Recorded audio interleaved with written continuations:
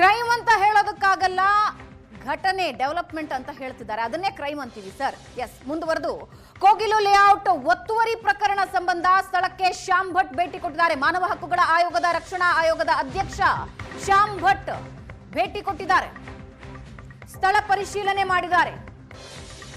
ಮಾನವ ಹಕ್ಕುಗಳ ರಕ್ಷಣಾ ಆಯೋಗದ ಅಧ್ಯಕ್ಷ ಶ್ಯಾಮ್ ಭಟ್ ಭೇಟಿ ಕೊಟ್ಟು ಸ್ಥಳ ಪರಿಶೀಲನೆ ನಡೆಸಿದ್ದಾರೆ.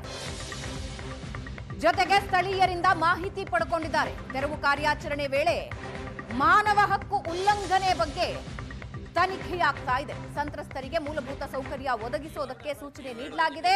ಒತ್ತುವರಿ ತೆರವು ಸ್ಥಳ ಪರಿಶೀಲನೆ ಬಳಿಕ ಅಧ್ಯಕ್ಷ ಶ್ಯಾಮ್ ಭಟ್ ಹೇಳಿಕೆ ಕೊಟ್ಟಿದ್ದಾರೆ. ನಿನ್ನೆ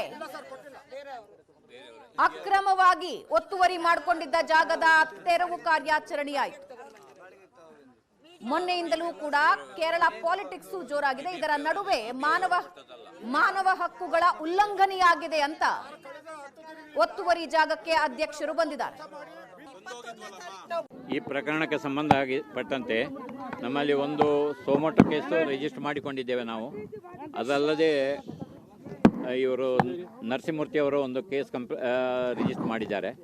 ನಾವು ಕೇಸ್ಗಳನ್ನು ರಿಜಿಸ್ಟರ್ ಮಾಡಿ ಗ್ರೇಟರ್ ಬ್ಯಾಂಗ್ಳೂರ್ ಅಥಾರಿಟಿ ಅವರ ಹತ್ರ ಕೂಡ ರಿಪೋರ್ಟ್ಸ್ ಕೇಳಿದ್ದೇವೆ. ಮೀನ್ವೈಲ್ ನಮ್ಮ ಪೊಲೀಸ್ ವಿಂಗ್ ಇದೆ, ಇನ್ವೆಸ್ಟಿಗೇಷನ್ ವಿಂಗ್, ಅಲ್ಲಿ ADGP ಅವರು ಮತ್ತು DYSPs ಇದ್ದಾರೆ.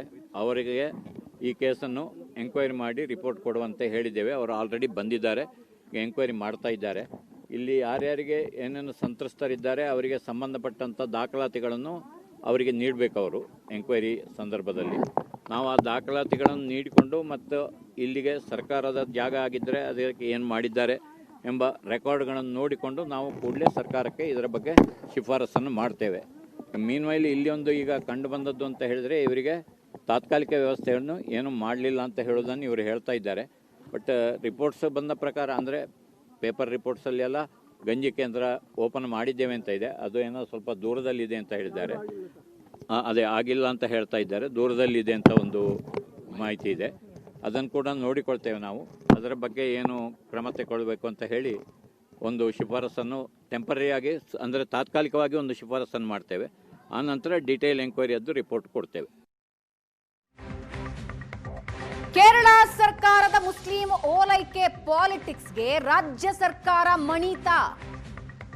ಅಕ್ರಮ ಒತ್ತುವರಿದಾರರಿಗೆ ಪರ್ಯಾಯ ವ್ಯವಸ್ಥೆ ಮಾಡೋದಕ್ಕೆ ಸರ್ಕಾರ ಮುಂದಾಗಿದೆ. ಸರ್ಕಾರಿ ಜಾಗದ ಒತ್ತುವರಿ ಮಾಡಿದ್ರು, ಆ ಮನೆಗಳ ತೆರವು ಮಾಡಿದ್ದಾರೆ. ಈಗ ಆ ರೀತಿ ಅಕ್ರಮ ಒತ್ತುವರಿ ಮಾಡಿಕೊಂಡವರಿಗೆ ಮನೆ ಹಂಚೋದಕ್ಕೆ ಸರ್ಕಾರ ಮುಂದಾಗಿದೆ.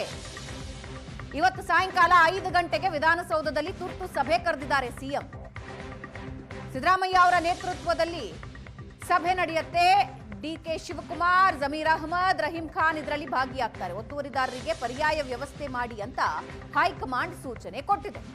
ರಾಜೀವ್ ಗಾಂಧಿ ವಸತಿ ನಿಗಮದಿಂದ ಮನೆ ಹಂಚಿಕೆ ಮಾಡುತ್ತಾ ಹಾಗಾದ್ರೆ ಸರ್ಕಾರ? ಮುಸ್ಲಿಮರ ಟಾರ್ಗೆಟ್ ಆರೋಪ ತಪ್ಪಿಸಿಕೊಳ್ಳೋದಕ್ಕೆ ರಾಜ್ಯ ಸರ್ಕಾರ ಮುಂದಾಯ್ತಾ?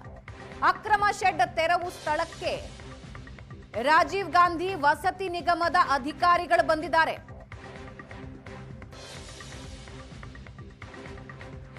GBAಗೆ ಸೇರಿದ ಜಾಗದಲ್ಲಿ ಅಕ್ರಮವಾಗಿ ವಾಸ ಮಾಡ್ತಾ ಇದ್ರು.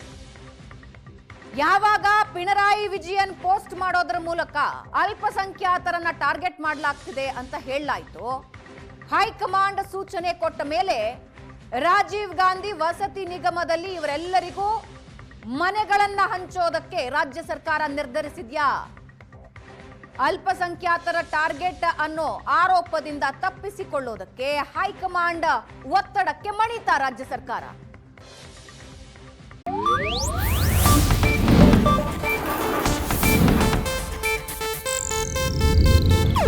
ಇದು ಏಷ್ಯಾನೆಟ್ ನ್ಯೂಸ್ ನೆಟ್ವರ್ಕ್ ಪ್ರಸ್ತುತಿ.